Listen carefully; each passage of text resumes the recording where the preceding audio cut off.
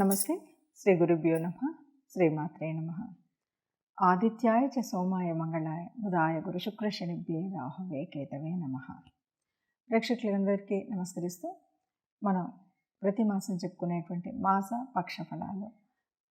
ఇప్పుడు మనం ఫిబ్రవరి మాసం 2024లో మొదటి పక్షం అంటే 1వ తారీఖు నుండి 15వ తారీఖు వరకు గ్రహ గోచారం వల్ల, గ్రహ సంచారం వల్ల ద్వాదశ రాశుల వరకు ఎలా ఉంటుంది అన్నది తెలుసుకోవాలి. అందుకు మరి ముందుగా గ్రహస్థితి ఎలా ఉంది, గ్రహాలు ఏ ఏ రాశిలో ఉన్నాయి చూస్తే కనుక ముందు మీన రాశిలో రాహు ఉన్నాడు, అలాగే కన్యా రాశిలో కేతు. వీరిద్దరు కాకుండా ఇక పెద్ద గ్రహమైనటువంటి గురువు మేషంలో ఉంటే శని కుంభంలో ఉన్నారు. ఇక వీళ్ళు కాకుండా మకరంలో రవి ఇంతకు ముందే ఉన్నాడు. ఇక బుధుడు, కుజుడు, శుక్రుడు ఈ ముగ్గురు కూడా ధనుర్రాశిలో ఉండి 2వ తారీఖు బుధుడు మకరంలోకి వెళ్తాడు. ఇక 6వ తారీఖు కుజుడు, 12వ తారీఖు శుక్రుడు ఈ ముగ్గురు కూడా మళ్ళీ మకర రాశిని చేరుతారు. ఇలా గ్రహస్థితి ఉన్నప్పుడు మరి ఒక్కొక్క రాశికి ఎలా ఉంటుంది అని తెలుసుకుందాం. ముఖ్యంగా ఇప్పుడు ఒకటి ముఖ్యమైనటువంటి అంటే ఈ కొన్ని నెలలుగా మనకు వచ్చేటువంటి ఆనందదాయకమైనటువంటి విషయం, గురువు వక్రగతి వీడి ఉన్నాడు.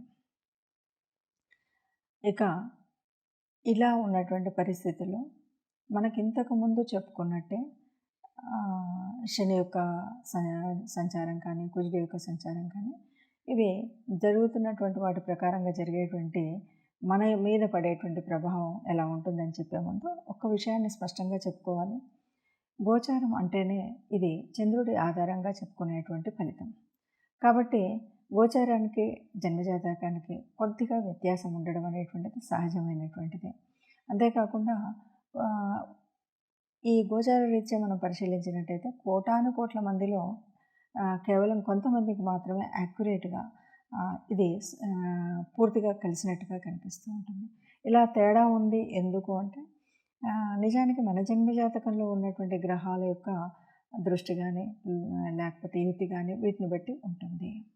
సరే, ఈ గోచార ఫలితాలు మనం ఎందుకు చెప్పుకోవాలి, ఈ గ్రహచార పరిస్థితి ఏంటి అని మనం ఎందుకు అనుకోవాలి అంటే రాబోయేటువంటి కాలంలో ఈ కదులుతున్నటువంటి గ్రహాల వల్ల, వాటి యుతి వల్ల, వాటి దృష్టి వల్ల మనకు కలిగేటువంటి మంచి చెడు, అలాగే ఆనందం, ఆరోగ్యం ఇలాంటి అనేక విషయాలు, వృత్తి వ్యాపారాదులలో మనం ఎలా ఉంటాము, ఎలా ఉండబోతాం, మనం చేయవచ్చా చేయకూడదా, సంతానానికి సరిపోయినటువంటి పరిస్థితి ఎలా ఉంటుంది, ఈ విషయాలన్నీ ముందుగా తెలుసుకోవడం కోసం చేసేటువంటి ప్రయత్నమే మరి ఈ గోచారం గురించి తెలుసుకోవడం, గ్రహచారం ఎలా ఉంది అని మనం తెలుసుకోవడానికి ఉపయోగపడేది అన్నమాట. అందువల్ల ప్రతి మాసంలో మనం మాస ఫలితాలతో పాటు పక్ష ఫలితాలు కూడా, అంటే ఫిబ్రవరి మాసానికి గాను ఫిబ్రవరి 2024 ఈ ఇక్కడ మొదటి పక్షంలో ఎలా ఉంటుంది అన్నది తెలుసుకోవడం కోసం మనం చేసేటువంటి ఈ వీడియో. తదుపరి రాశి తులారాశి. తులారాశి వారికి ఎలా ఉంటుంది అంటే తులారాశి వారికి తృతీయంలో కుజుడున్నాడు. ఇది సోదరభావం. కొంచెం సోదరులతో వాళ్ళతో కూడా విభేదం ఉంటుంది, కొంచెం ధైర్యం కూడా ఉంటుంది. మాట్లాడేటప్పుడు చాలా ధైర్యంగా స్థైర్యంగా ఏదైనా సరే అంటే మన సమాజ కమ్యూనికేషన్ కదా, ఇది గట్టిగా అవును ఇలా చెప్తున్నాను ఇలాగే చెయ్యాలి అంటే ఒక కమాండింగ్ కెపాసిటీతోనే కమ్యూనికేషన్ సాగుతూ ఉంటుంది అన్నమాట. అయితే ఇక్కడ ఇందులో ఉన్నటువంటి బుధుడు 2వ తారీఖు మరి చతుర్థంలోకి వెళ్తున్నాడు. చతుర్థంలో రవి ఉన్నాడు, శుక్రుడు ఉన్నాడు, బుధుడు ఉన్నాడు. అంటే శుక్రుడు వస్తాడు. ఇలాగా అంటే మొదటి వారం అయ్యేసరికి శుక్రుడు బుధుడు ఈ తేడా కనిపిస్తుంది.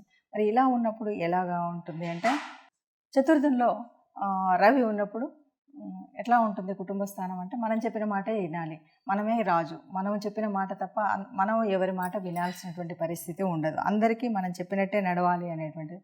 దానికి తోడు మంచి బుధుడు కూడా ఉన్నాడు కాబట్టి మంచి యోజనా విధానము, చక్కటి ఆలోచన, అలాగే ఆర్థిక వ్యవస్థలో కూడా బాగా ఉంటుంది. ఏ రకమైనటువంటి ఇబ్బంది అనేటువంటిది అయితే ఉండదు. కానీ మనకు వచ్చినటువంటి డబ్బుల్ని తగు జాగ్రత్త తీసుకోవాల్సినటువంటి విషయంలో మాత్రం మర్చిపోకుండా చేయాలి. ఇక పంచమంలో శని ఉన్నాడు. సంతాన స్థానంలో ఉన్నటువంటి శని మూలంగా కొద్దిగా సంతానానికి కొన్ని ఇబ్బందులు, ఇటు చదువులో కానీ దేంట్లో బద్ధకాన్ని ఒక్కదాన్ని వదిలేస్తే పిల్లలు చక్కగా చదువుకుంటారు, వాళ్ళు అనుకున్నది అనుకున్నట్టుగా సాధిస్తారు. ఈ పంచమ స్థానంలో ఉన్నటువంటి శని ఎంత శ్రమ పడితే అంత ఉపయోగం. శ్రమకు ఎక్కువగా ఫలితం ఉంటుంది కాబట్టి శ్రమించాల్సినటువంటి స్థితి ఉంది. ఇక షష్టమంలో రాహు ఉన్నాడు. ఇక్కడ రోగస్థానం అయినటువంటి ఆ స్థానంలో రాహు ఉండడం వల్ల ఏదైనా తొందరగా వ్యాపించేటువంటి డిసీజెస్ వచ్చేటువంటి అవకాశం ఉంటుంది. కాబట్టి గోచార రీత్యా మనం చెప్పుకునేటువంటి ఫలితాల్లో ముఖ్యంగా అందరికీ ఇది స్పష్టంగా ఇది నిజమే ఇట్లాగే ఉంది అనేటువంటిది కనబడకపోవచ్చు. అప్పుడు మా రాశి ఇదే కదా, మరి ఇందులో తేడా ఎందుకుంది అని అనుకోవచ్చు. ఏదేమైనా మనకు జన్మజాతకంలో మనకున్నటువంటి జన్మకుండలిలో ఉన్నటువంటి గ్రహాల యొక్క యుతిని బట్టి, దృష్టిని బట్టి మనకు నిజమైనటువంటి అందులో గోచార రీత్యా కాకుండా మనకు జాతకంలో ఉన్నప్పుడు ఏవి యోగించే గ్రహాలు, ఏవి యోగించనివి ఇవన్నీ తెలుస్తాయి. కాబట్టి ఆ గ్రహాలు ఎక్కడెక్కడ ఉంటాయో దాన్ని బట్టి ఫలితం ఉంటుంది.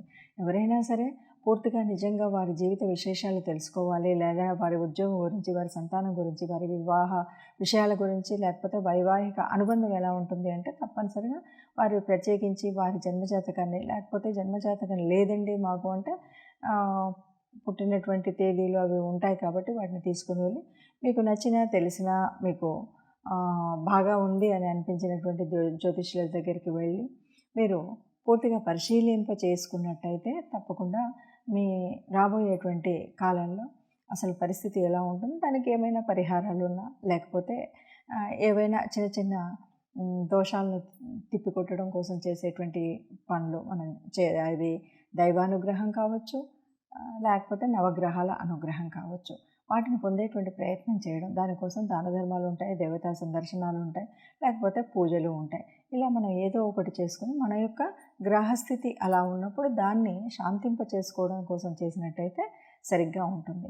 అయితే మరి అలాంటప్పుడు ఈ ఏదైతే 15 రోజులు నెలకు చెప్పేటువంటి వాళ్ళ ఫలితం ఏముంటుంది అని అడగవచ్చు. ఎందుకంటే ఈ 15 రోజులలో మనకు అనుకోకుండా ఇప్పుడు మారుతున్నటువంటి గ్రహాల మూలంగా కొన్ని ప్రమాదాలు రావచ్చు, ఆరోగ్య పరిస్థితి అనుకూలంగా ఉండకపోవచ్చు.